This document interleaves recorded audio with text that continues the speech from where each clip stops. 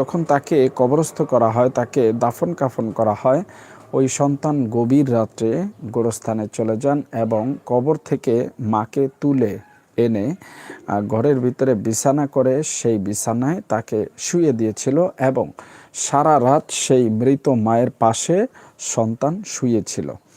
যদিও স্থানীয় লোকজন বলছে যে মায়ের লাশ থেকে গন্ধ আসছিল প্রচুর, কিন্তু তারপরেও সন্তান মাকে আলাদা করতে পারেনি।